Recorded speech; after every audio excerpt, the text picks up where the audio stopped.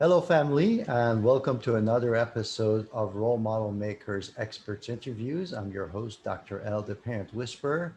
And today with me, I have a very good friend of mine, Bruce Barnes.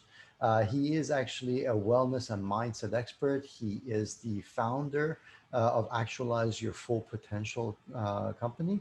And I had a chance to talk to him, I think it was a couple of weeks ago, and what happened is I really liked his message and how he talks about basically prioritizing everything. And I really wanted him to share his message with you and get you guys to listen to what he has to say.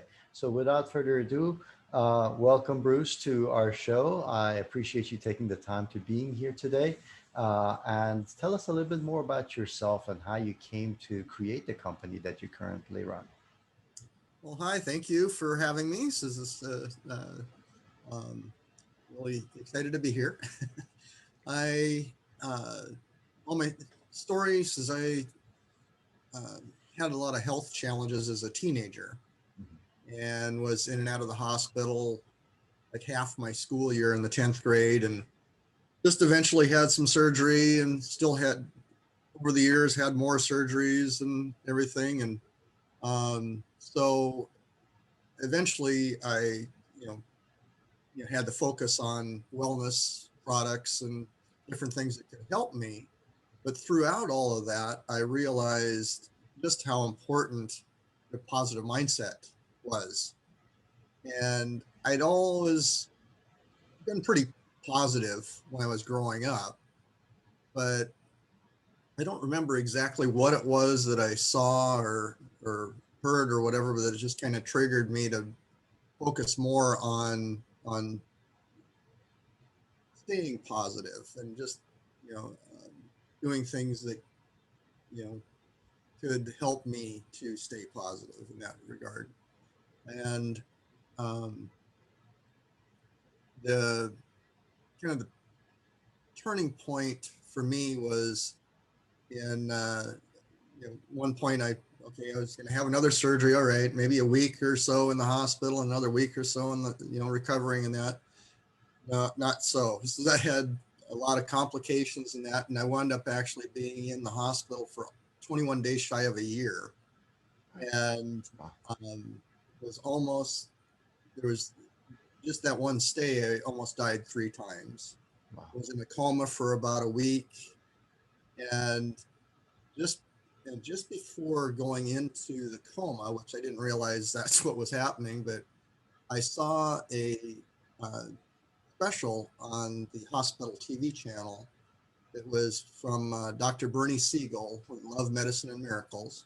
Mhm. And he was an oncologist that would um, help his patients uh, to visualize positive images in that to help them basically just, he told them, visualize yourself, your body killing off the cancer cells. Mhm. And he had a variety of different examples. Like one patient said, "Well, I can't do that." And I said, "Oh, why can't you?" He says, "Well, I'm a Puritan. I can't kill anything." It's like, okay, well, visualize your body gathering up the cancer cells and throwing them out of your body. He says, "I can do that." Yeah. So he got, and all of his patients that did that got better. But they gave other examples that uh, nurse was outside of this one patient's room. The room was outside the nurse's station. Nurse saw the doctor go in. Pretty soon, the doctor left, and the nurse went in, and the patient was really in good spirits. And so she says, "Oh, you must have got some good news." Says, "Yeah, the doctor told me my heart is as healthy as a horse." But that's not what the doctor said. The doctor told her that you have gallop rhythm of the heart, which is a serious condition, but Mhm. she took it as a positive, got better quickly, and was released. Mhm. Conversely, there was another patient that was in there for some minor procedure, just going to be in there overnight. Doctor came in with lousy attitude, grabbed the chart, and was like, "Yeah, I see by the chart here you're not going to be with us much longer." And the patient died that night. He had no reason to die, but he thought, "Oh, that must mean I've got something really serious here." And so that really kind of triggers, wow, power of the mind here. So I knew whatever was going on with my body, it was attacking my liver. So I just started visualizing my body filtering the toxins out of my liver and that. And I gradually wound up going into the coma, and I was able to bring myself out of it. Wow. And um, eventually we figured out what was going on, and I got better and released and everything. But that was kind of the tipping point of realizing just how powerful the mind is. Bruce, I just wanted to ask you because this is significant, and having a coma is something that luckily most people don't experience, and you had uh, the opportunity basically to go through it, learn from it, and tell us more about that. How were you able? Like, what did it feel like, or did you feel anything when you were in there? And what did you? How were you able to pull yourself out of it? Basically, Yeah, what happened when you came out? yeah. I mean, like I said, I didn't know that's what was going on at first. My first, I mean, it was literally within a few days after watching this special, that the first sign was I couldn't move. I was paralyzed. Hmm. Then about a day or two later, I can't talk. Another day or so later, I cannot open my eyes. Wow. I'm fully conscious. Hmm. And I'm thinking, okay, God, I'm going to be, don't leave me as a vegetable here and that. So, I mean, I have no way of moving or communicating or anything, but I could hear everything that was going on. Wow. And at some point, I'm, obviously must have actually slipped into the coma. Mhm. But all that time, besides praying and I was visualizing my body filtering the Right. toxins out and Right. everything. And I don't remember anything else during the coma part, but eventually it came back. The hearing, that was one of the things I always noticed whenever I had surgery. The first stage of regaining consciousness is your hearing coming back. Hmm. And so, I noticed the sounds and stuff, and then I could open my eyes, and all within probably a day, I woke up. I could hear, open my eyes, I could talk and move and that.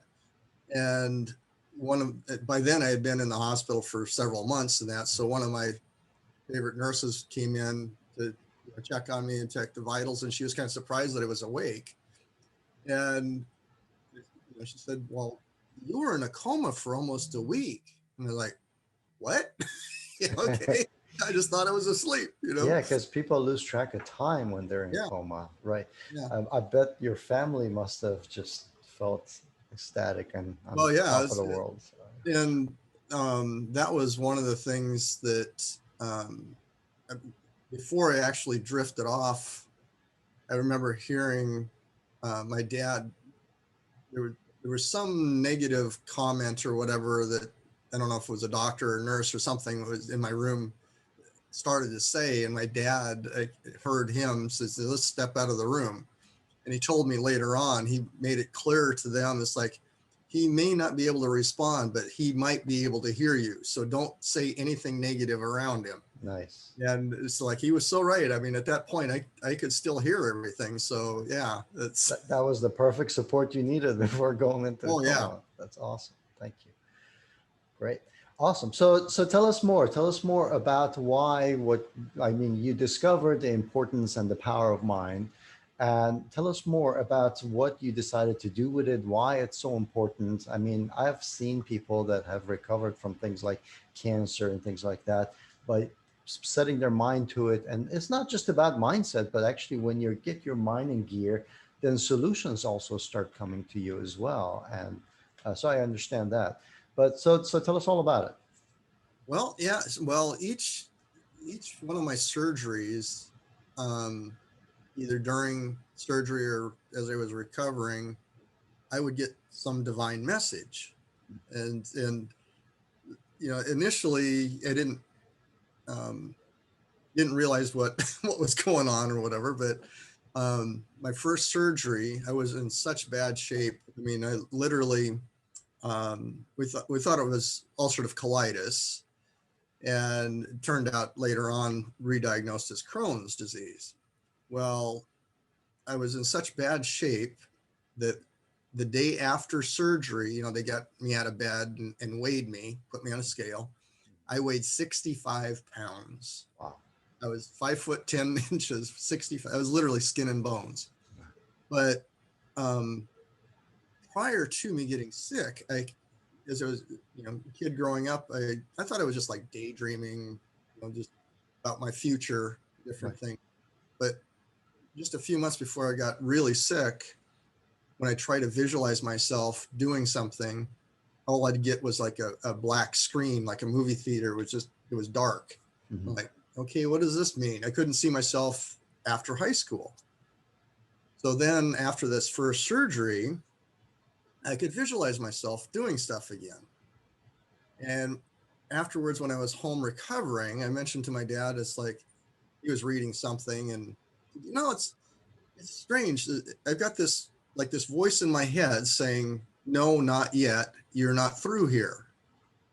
And he put down what he was reading, and it's like I wouldn't be a bit surprised. And I was like, "What do you mean?" He says, "Well, they almost lost you twice on the operating table." I was like, Mm.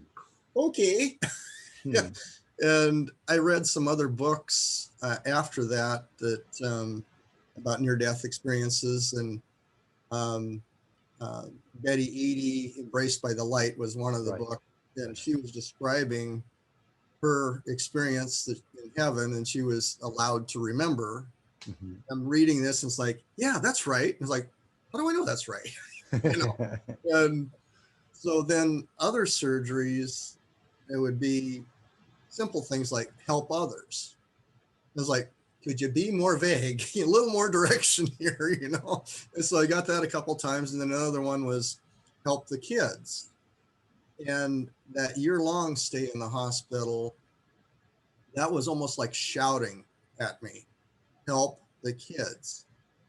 And so I was really, guided and drawn to the high school youth group at the Hmm. church I was going to at the time, and I was guided to one particular person, and you know over the year that I was working with them, there was nothing specific that came up until much later, and she just was struggling with something and confided in me and asked for help, and that was the only thing that ever came up. But I'm figuring, okay, well, built that relationship, and had the um, rapport with her and that. But it's it's just different things like that, and I've discovered that through all of that too, that my intuitive skills really have evolved in that, because I'm able to identify and pick up on very subtle things, whether during the coaching calls, something that's said or not said. I get like an energetic hit, and it's like, wait a minute, we need to back up. Let's talk about that part, and it's amazing how it's just exactly what we need to focus on in that. So I've just come to think, okay, well, I'm just going to go with it and follow. So I had I'd worked as a computer programmer, web developer for almost 37 years. So I had that logical Right. brain, Right. and that, but all of the health issues and near death experiences and that, I think, got in touch with my heart center. So I've got this unique combination of this logic, but also being guided by my heart. Hmm. So I could definitely see the transformation that it has had in your life, going from the binary system Yeah. basically into one that there's more than zeros and ones, and there's many different shades of, I guess, Yeah. zeros and ones, if you would. So in this particular world and the challenges that we are now facing, I was going to ask you, what are some of the challenges that you actually see people face, especially with mindset and overcoming the things that are basically posing as challenges nowadays? What are the typical challenges that you see? Well, one of the big ones is that people don't realize just how powerful their mind is, and what their thoughts you know are doing to their you know kind of guiding their life, and they don't realize it. It's like kind of relating back to the computer, the background in that, it's we're people are programming their mind without realizing what they're doing. And people have an average of 60,000 to 80,000 thoughts every day, most of which are the same thoughts they had yesterday, Mm. most of which are negative. Especially like if people watch a lot of news and everything else, it's just all this negative input going in, and it affects your thoughts. And so the, I can refer to it as the ants. You've got ants in your mind, automatic negative thoughts, Hmm. and they're, you know, sabotaging your life, your goals, and everything without you knowing it. Right. And that's one of my little things I like to focus on, is helping people to, one, recognize that that is something that's going on, and just by kind of educating people on those negative thoughts, to catch themselves and say, cancel that, reframe this into a Mhm. more positive statement. And because they are able to um, essentially reprogram their thoughts to be more positive, changing their mindset from, 'cause there's two kinds of mindsets. You've got a fixed mindset where that I've learned everything I can learn. I can't learn anything else, and I am what I am, and I can't change. Well, the growth mindset, you're always wanting to learn more. You understand that there's always something more to learn in that. So, and that's one of the things that people can shift from a fixed mindset to a growth mindset, Mhm. which essentially is more of a positive outlook. It's like, but that's one of the biggest things, is one, that people don't realize how powerful their thoughts are, and that they can control them and help your mind work for you instead of against you. Right. Exactly. We're definitely big on that at Role Model Maker. So Yeah. for sure. Awesome. So what are some of the other challenges that you see that people like? Sometimes challenges are common things that everybody is facing, and sometimes you also see that people struggle with a particular challenge that is like they have to overcome it before they can get to the next level. So shielding yourself from negative thoughts and making sure that you have that growth mindset that you said, that's something that is like broadly needed across everybody's life, especially with what's around us. But then when people come to work with you, what are some of the stumbling blocks that they have to overcome? What are some of those things that you might also see? And I Well, know it's different from person to person, but yeah, a common one, basically. yeah. Well, one of the biggest things is a lot of people will like second guess themselves all the time, and it's Mm. just that they want to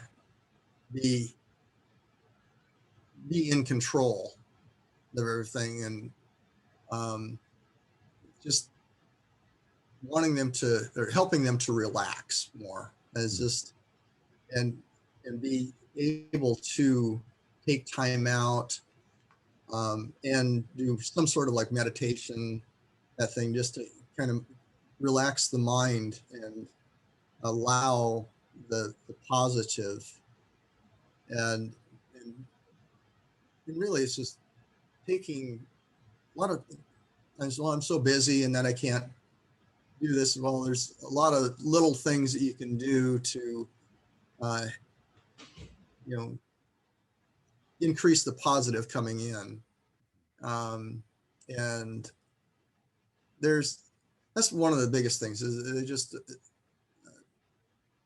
they make it more complicated than it really Got has it. to be. Got It's And that's kind of the nature of our mind. It's like, that's too simple. It's got to be harder than that. it. Definitely. All right, awesome. So, what are your tips and challenges as far as your programs and stuff? Tell us more about that and um, your solutions to this chaotic world Yeah. and complex world that people make it to be. Yeah. Well, one of the biggest things is just, you know, turn off the news and, and, and you limit how much negative, you know, input you're taking in that, the, and, a lot of times too, that can include some of the people that you hang around with. Mhm. 'Cause I know people that they're very negative, so I limit how much time I spend around them, and that this is in if they're family members and that or close friends, it becomes of a challenge in that, but you can still kind of limit the amount of time you spend in that. So just limiting the negative uh, that you're, you know, allowing in. Um, Another thing is the uh, your a lot of people have tried affirmation statements or their goals and that. And for instance, some might be I'm successful or I'm good at this, and your conscious filter kicks in. It's like, oh no, you're not. Who are you kidding? You know, type of thing. So, um, well, it kind of goes back to that automatic negative thoughts and the your um, kind of the critical mind that's kicking in. So just identify, just kind of recognizing that and stopping, saying, okay, cancel that thought and reframe the thoughts into a more positive statement. It's like, yeah, what if I could do that? What you know, and and there's like an affirmation statements. Um, there's a version of it that I call affirmation statements, where you take the statement and rephrase it into a powerful question. Mhm. And that says, how did I get so good at this? Or when did this start happening? Because that bypasses the conscious filter, and it the subconscious then kicks in. It's like, yeah, when did that happen? And it searches out evidence to prove it true. So it's kind of doing an end around on the filter and that, and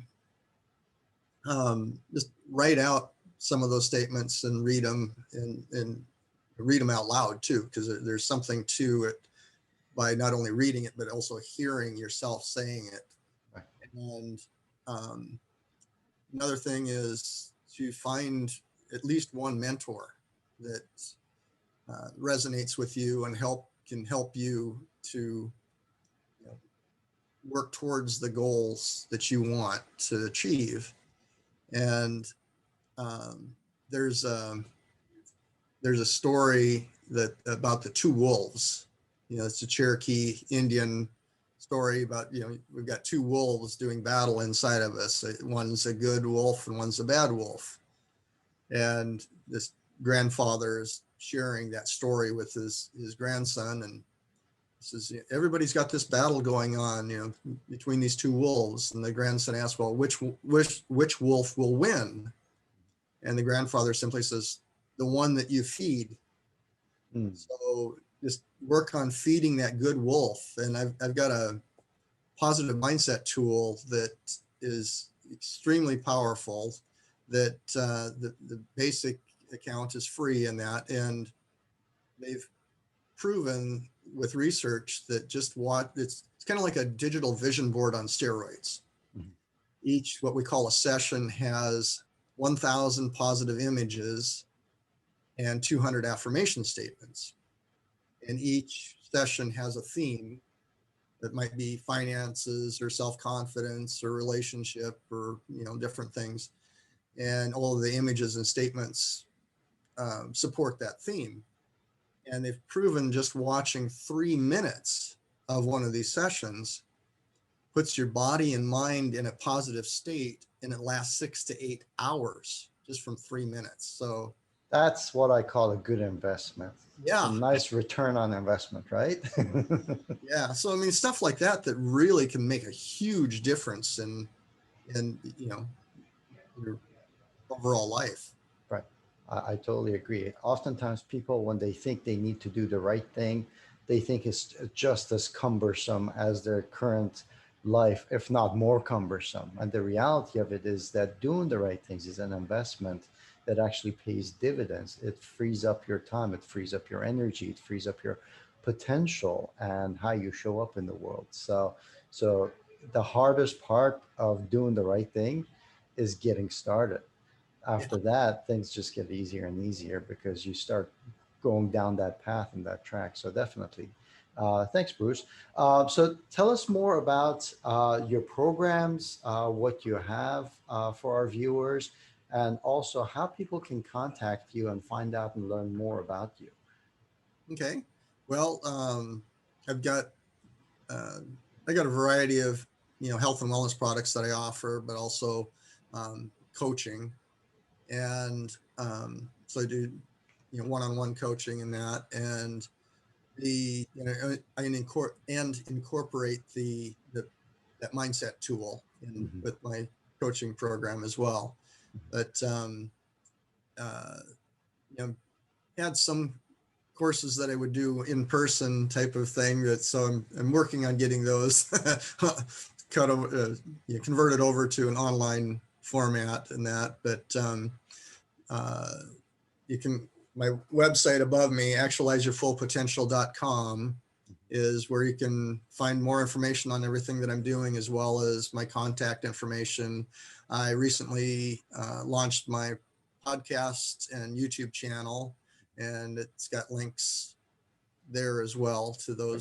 those locations. And I'm currently working on a book that's a mindset reset, and so hopefully everything flows um, uh, the way I anticipate. It should be out mid-December this year, and so those are some of the things that I'm working on. And um, Certainly look forward to seeing those. And I might actually go ahead and subscribe so that our viewers can actually benefit from some of the affirmations that you have from time to time and day to day as well. So to just to help them along and send them your way. But yeah, I'll make sure that we put all the links and the descriptions and the contact information for you, your company, and the different programs in the description box for our viewers. I want to encourage you guys to check the information out. Bruce is an upstanding guy, and his story is amazing. It inspires me every day because, of course, at Role Model Maker, we do everything from top down and inside out. And of course, I always say if you want to control the function of everything else in your life, you go ahead and start with your body, and the organ responsible for controlling everything in your body is your brain, your mind. So if you can control that, then you can control humanity's potential, basically. It's limitless. So I definitely encourage you guys to go ahead and check those things out. Any final words, Bruce, before we end this session? no, I appreciate the opportunity to talk with you and share the information with your audience. And yes, is on my website. I have a way that people can set up a free discovery call with me, and we can chat and see how I can best help and support them to actualize their full potential.